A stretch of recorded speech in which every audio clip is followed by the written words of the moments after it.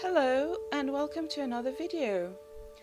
In this video I try out the very popular Kuretake Gansai Tambi watercolor paints. After watching so many YouTube videos about them and reading about them, I decided to take the plunge since they were quite cheap, only about $25 or so for the 36 color set, and try them out. Now, these are not the same as traditional Western watercolors, and they aren't meant to be used the same way, really. After all my research, I thought I was ready for them, but in the end, they completely tripped me up. Now, a word about this painting I'm doing. This is a portrait based on my friend for the Queen of Swords card in Tarot. We've been working on a tarot deck actually, and I was very inspired, so I decided to do this card as a portrait.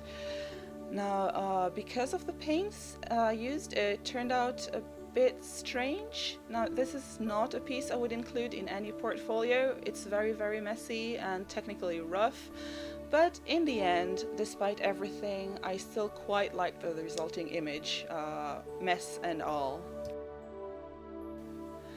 Now, what is different about these paints? Well, first, they're relatively opaque for watercolors, and they're not really meant to be layered. They reactivate very easily when put on thickly, as you will be able to see later on when I paint the hair. They can be layered somewhat if you apply them thinly, and then of course they're also more transparent. The colors themselves are very vibrant. I really enjoyed the brightness of them.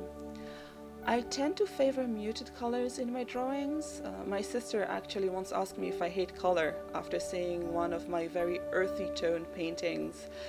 Not one of my proudest moments, but I've been working on it and enjoying bright colors more and more. These paints give that in spades. I started out by painting the skin because I'm most comfortable about my process for this. Here I actually ended up doing quite a bit of mixing on the paper itself and working wet on wet for softer gradients and letting paints dry with a harsher line for outside outlines. I also think this ended up being the best part of the painting technically. Now, according to reviews, these paints do not like being mixed either, but when mixing 2 or 3 colors they did just fine and gave me the tones that I needed or wanted for this painting.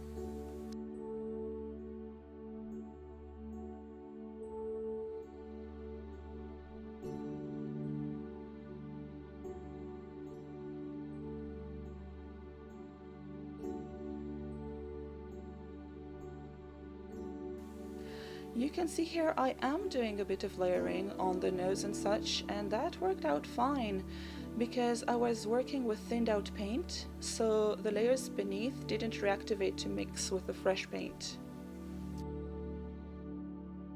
Eyes earlier than usual in my process because I wanted the face, the focal point, to be somewhat more finished before I went on to do the rest of the painting. I used Prussian blue here, that's my favorite blue, and in these paints it's very strong and dark, unlike for example Schminke. All the swatches I've seen of Schminke's Prussian blue were very weak and light, but here that wasn't the case at all.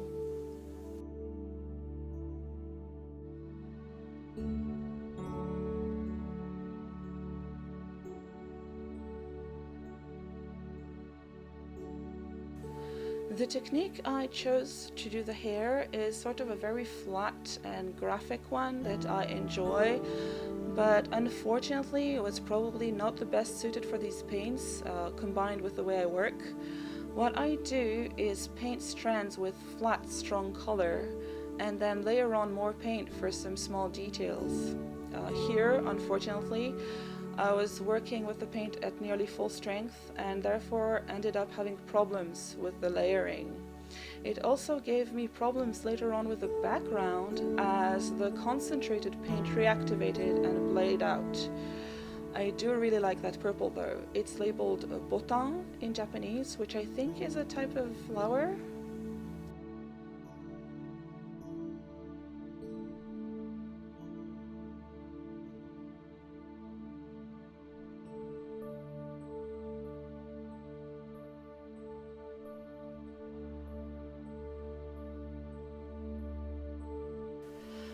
not very good at doing these long voiceovers, but anyway, let's see what else I can tell you about this painting and my process. I actually painted it in 2 big sessions over 2 days because I wasn't sure if I wanted to continue once the problems became more apparent. In the end though, I powered through, and I'm glad I did, even if the result is imperfect and very messy. This was a learning piece, and I think it does have value for being that, I think.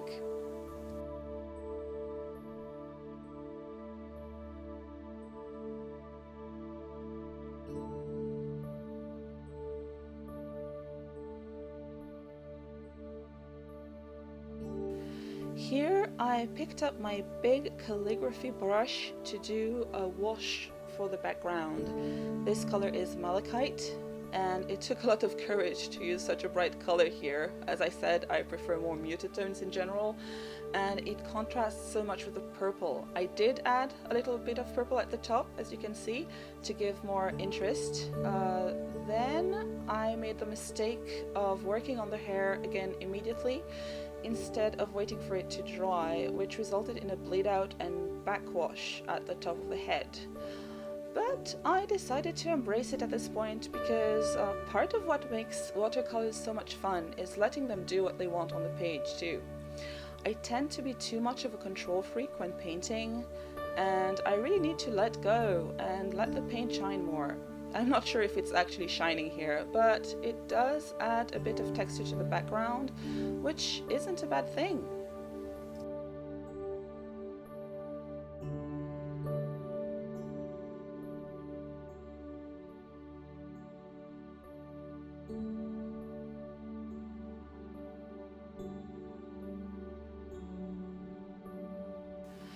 The Queen of Swords in Tarot is an interesting card. Well, all of them are interesting, actually, but this one came up in a reading that I was doing for my friend, so here it is. My guidebook says, "The Queen of Swords has tasted both the joys and sorrows of life. Rather than becoming bitter, she has crafted a useful philosophy. This makes her a wonderful resource when seeking solutions to sticky or complex problems." And the advice that goes along with it is, let challenging times make you stronger, but never cynical or cold. This is from the guidebook to my deck by Barbara Moore, and I hope I managed to apply that as it pertains to this painting actually, since it was a bit of a challenge and the result was not what I was planning for.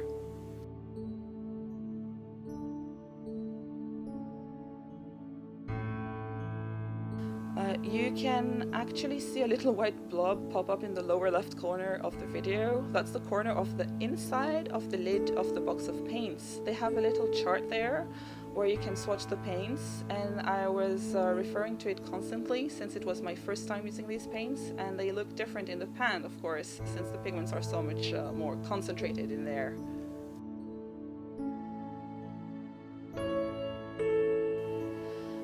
You can clearly see here the lovely cauliflower at the top of the painting. There are also 2 backwashes along the sword, and those I actually like because they're like the sword is shining or something. This was actually the first time I painted a sword, so I wasn't too sure how to go about it. And now the jump in lighting here is because this is actually the next day. Yes, I left the sword half painted as I went to sleep on it and decide whether to continue this or not. You can also clearly see here where the hair bled out onto the chair's upholstery, especially at the bottom, and while I tried to fix it, it did stay somewhat blurry. The color I picked for the shirt is deep turquoise. I did do some color studies before I started, but I wasn't 100% decided on it before I actually started painting. My original plan was for her to have blonde hair, but my friend was asking about making her hair purple, so that's what it was. And then the question was how to coordinate it with the clothing. Turquoise is sort of halfway between the malachite of the background and the purple of the hair, so I think it plays well with both, as well as providing some interesting contrast to the pommel of the sword that is yellowish, of course. Now that the hair is dry, it's so easy to see how messy it became and how the layering just didn't work out. This is my biggest regret about this piece, and it makes me rethink how I paint hair in general. I will have to do some more experiments, as I would like something that is looser and requires less precision and control. I also need to build up confidence in backgrounds and perhaps stop leaving them for this late in the game, where I start getting tired and want to wrap things up, because it leads me to not giving them as much energy as they really need.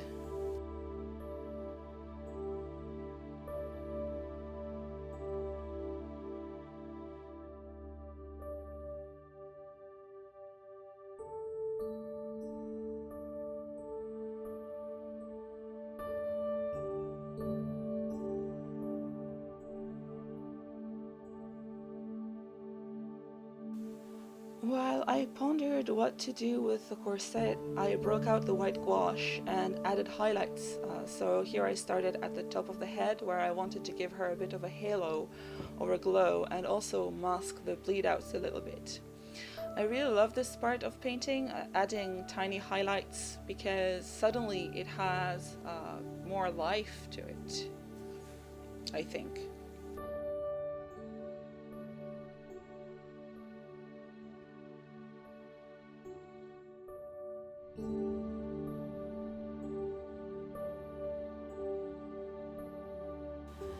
So here on the side, I'm trying to mix some color for the corset, and you can see that I wiped it up because that was a color that just didn't work out. I mixed too many colors and it became muddy and greenish and not what I wanted at all.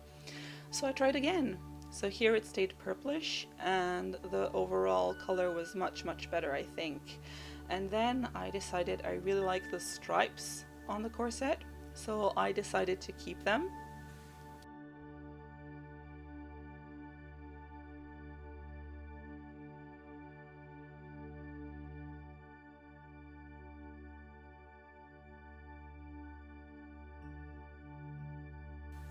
So here is the same dark color watered down to be lighter, so as to keep the stripes effect.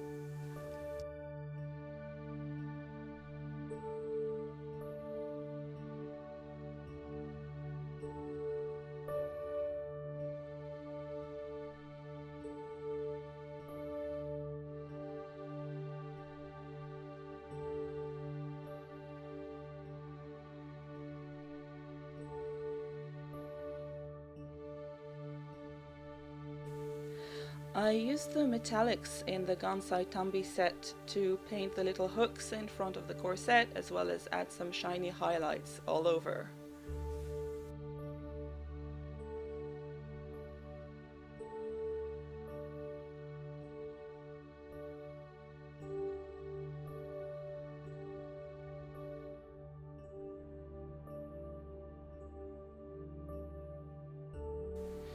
And then, since she is the queen, I gave her a crown using white gouache and the metallic gold color from the palette. I suppose I could have reserved the white using some masking fluid, but I have had some horrible accidents happen with that, so I've been very wary of using masking fluid since, yeah, I don't do that anymore.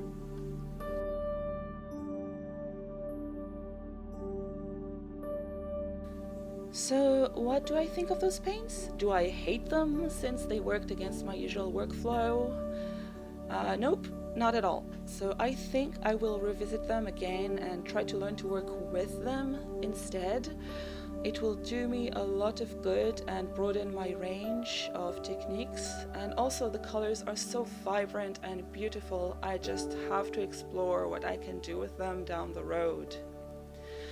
Now, I hope that you liked this video and this less than optimal painting experience I hope that it was interesting for you. If it was, please give it a thumbs up, and for more art content, hit that subscribe button down below. Thank you so much for watching, and I'll see you next time. Bye!